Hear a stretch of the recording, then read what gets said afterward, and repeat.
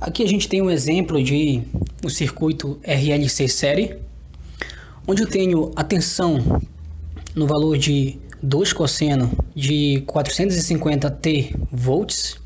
Esse 450 aqui vai ser o meu ômega. Essa tensão ela está nesse formato aqui. A de T é igual a amplitude vezes o cosseno de ômega T mais uma fase. Então esse 450 aqui é o meu ômega T. A fase aqui vai ser zero, então vai ser mais zero. E o zero eu não coloquei. E essa estrutura aqui eu posso utilizar tanto para tensão quanto para corrente. Então, nesse caso aqui, que é tensão, vai ser V de T é igual a amplitude, que seria o meu valor de pico da minha senoide, vezes o cosseno de ômega T, mais uma fase que é uma fase zero. Então ela está nesse formato aqui. Eu tenho um resistor de 100 ohm e um indutor de 0,5 Henry, um capacitor de 25 microfarad. E nesse circuito aqui eu tenho uma corrente circulando aqui. E eu vou calcular a corrente desse meu circuito. E a corrente vai ser calculada pela lei de Ohm, que vai ser a tensão dividida pela resistência. Só que essa resistência eu vou chamar de Z, que vai ser a impedância do meu circuito. Eu poderia deixar a resistência se eu tivesse apenas resistores, mas eu tenho indutor e tenho capacitor. E a resistência que o indutor oferece a passagem de corrente e o capacitor nesse circuito eu vou chamar de reatância indutiva e reatância capacitiva. E a impedância vai ser o resultado da soma dessas resistências. Então, essa minha corrente aqui, ela vai ser a tensão dividido pela resistência total, que vai ser a impedância. Então, assim que eu vou calcular a corrente do meu circuito. Então, para mim calcular a corrente, eu vou precisar da minha tensão e da resistência total do circuito, que é a impedância desse circuito. E para mim calcular a tensão,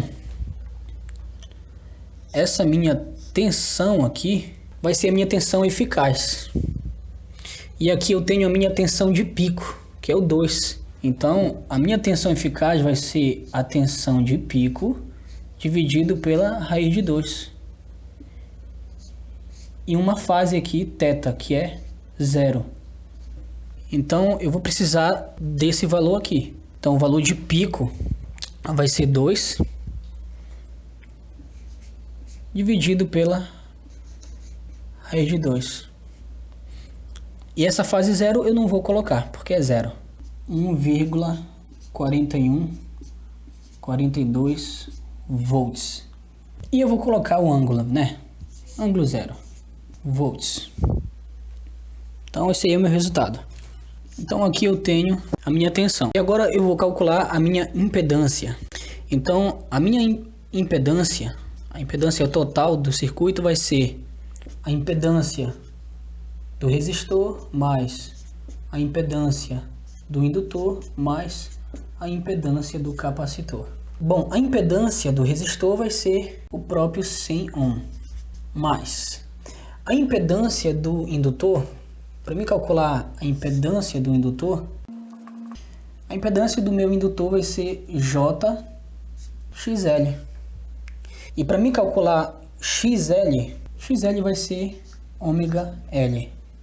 Bom, o meu ômega vale 450 e o meu L vale 0,5 Henry. Então, a minha reatância indutiva vai ser 225 ohm. Então, eu vou substituir na minha impedância. A impedância de L vai ser igual a JXL, que vale 225 ohm, porque é uma resistência. Ok, então aqui vai ser mais J 225. Agora, a minha impedância capacitiva. A minha impedância capacitiva vai ser menos J XC. E para mim calcular esse XC vai ser igual a 1 sobre ômega C. Então, meu XC vai ser igual a 1 sobre... O ômega vale 450, certo? 450. Então, vai ficar 450 vezes o valor do meu capacitor, que é 25 micro. E micro é 10 elevado a 6. 10 elevado a menos 6. A minha reatância capacitiva vai ser 1 sobre... Fazendo essa multiplicação aqui, você vai chegar em 0,01125. Fazendo essa divisão, você vai encontrar um resultado de 88,88 ohms. Então, você substitui essa reatância na minha fórmula da impedância capacitiva. Então, vai ser menos JXC, que vale 88,88 ohms. Aí você vai somar a parte imaginária. 225 menos 88,88, some e conserva o sinal do maior, vai ser mais J 136,12. Então tenho a impedância total do circuito. Eu quero calcular a corrente, certo? A tensão eficaz eu já encontrei e a impedância total também. Então vou repetir a fórmula aqui embaixo. A minha corrente vai ser tensão dividido pela impedância.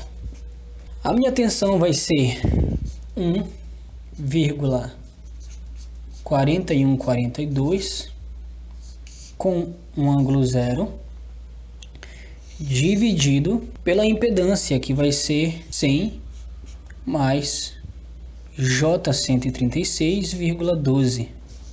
Agora a gente tem que se atentar para uma regrinha aqui. Essa regrinha eu vou colocar bem aqui. É muito importante isso aqui.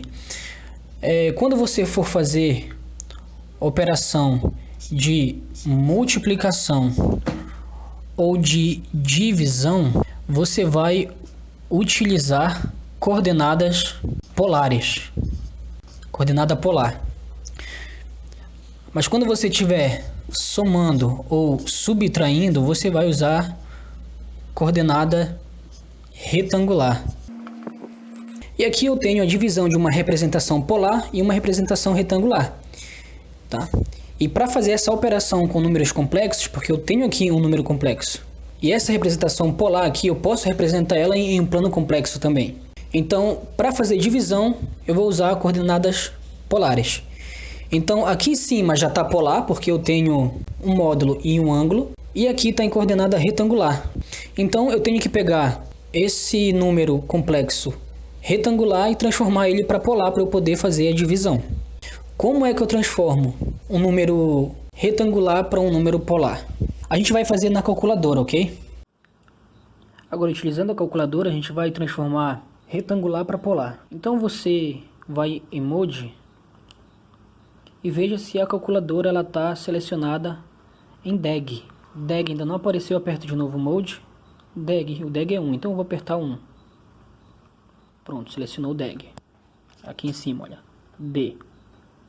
Agora eu vou apertar Pol de polar, que eu quero transformar retangular para polar. E vou digitar a parte real, que é 100, vírgula. A parte imaginária, que é 136.12. Fecho parênteses e dou um igual. Bom, eu encontrei aqui o resultado de 168,9. Esse aqui é o módulo. Agora, para mim saber o ângulo, eu vou em RCL. Perceba que quando eu apertei RCL, selecionou aqui em cima RCL. E tangente. Aperto tangente. O ângulo vai ser 53,69. Então assim eu faço a transformação de coordenada retangular para coordenada polar. Tá? Esse aqui é o meu ângulo, 53,70 aproximadamente. Agora, se eu quiser fazer o caminho inverso, você aperta Shift e Pol, que é para acionar o retangular. Tá escrito REC bem em cima do pol de polar. Tá escrito REC. Pressiono Shift, aperto o pol, daí aparece no meu visor o REC. Agora eu vou colocar os valores da coordenada polar dentro do parêntese do REC. Tá? Deixa eu inventar um número aqui. Por exemplo, vamos supor que eu quero transformar... Eu tenho um módulo de 30, vírgula, e um ângulo de 60 graus. Fecho parênteses e aperto igual. A parte real vai ser 15 e a parte imaginária, qual vai ser a parte imaginária?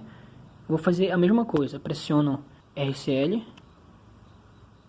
e tangente.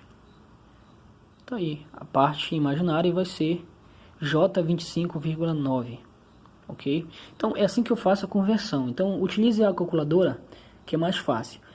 Mas você pode também fazer a conversão fazendo o cálculo na mão mesmo, caso você não tenha calculadora. Eu vou deixar o card aí para você aprender ou dar uma reforçada de como faz essa conversão na caneta. Tem um vídeo que falo sobre conversão de polar para retangular. Então, o resultado dessa minha transformação de retangular para polar foi de 168,9 com um ângulo de 53,7 graus. Fazendo essa transformação aqui, agora eu tenho a divisão de dois números na representação polar. Eu vou dividir esses dois números e subtrair os ângulos. Isso aqui vai dar 8,3. 0 menos 53 vai dar um ângulo de menos 53,7 miliampere. Por que miliampere? Simples, porque quando eu dividi 1,42 para 168,9, esse resultado aqui ele deu 0,0083. Então, subindo 3 casas, 1, 2, 3, eu tenho 8,3. E como eu subi 3 casinhas para cá, então vai ser milli. Então, fica 8,3 miliampere, ok? Então, esse aqui já é o meu resultado. Mas se eu quiser representar esse meu resultado para coordenada convertendo esse número, vai ser 4,9 menos J 6,68 miliampere. Esse é o resultado da minha corrente, que você pode deixar em coordenada polar ou em coordenada retangular, onde você tem a parte real e a parte imaginária. E assim a gente chega ao fim. Conseguimos encontrar a corrente que circula em um circuito RLC série. E a gente pode fazer uma representação gráfica disso aqui, para a gente poder visualizar graficamente o que foi que aconteceu com esse cálculo todo. Eu vou desenhar aqui um plano complexo. Aqui eu tenho o eixo imaginário e o eixo real. Eu vou fazer uma representação gráfica usando um vetor que eu vou chamar de fasor. A minha corrente, ela tem um ângulo de um ângulo θ aqui de menos 53,7, e o módulo da corrente vai ser 8,3 miliampere. A impedância do meu circuito, o comportamento vai ser com uma resistência de 100 no eixo real. Então, bem aqui eu tenho 100. Eu vou colocar de outra cor aqui. Eu tenho 100. E no eixo imaginário eu tenho 136,12. E esse aqui vai ser o meu vetor. Se você transformar essa representação retangular em polar, você vai ter acesso ao valor desse ângulo e ao módulo de Z da impedância. Então você pode fazer aquela mesma técnica que a gente aprendeu ainda há pouco. Agora, se eu quero transformar o fasor de corrente para função no tempo, eu vou usar essa representação aqui. No lugar de A, vou colocar I de T. Essa amplitude aqui é a mesma coisa que o meu I de pico. E o I de pico vai ser o I eficaz vezes a raiz de 2. Então, eu vou colocar o I eficaz, que a gente encontrou, vai ser 8,3 vezes a raiz de 2, porque esse A aqui, ele é o valor de pico de corrente, mas esse valor que eu encontrei foi a corrente eficaz, então para transformar para valor de pico eu só multiplico pela raiz de 2, vezes o cosseno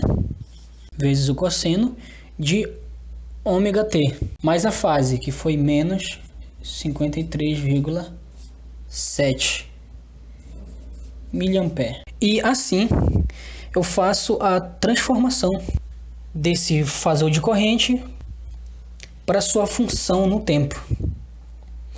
E assim a gente encontra o nosso resultado. Então espero que o assunto tenha ficado claro e até uma próxima.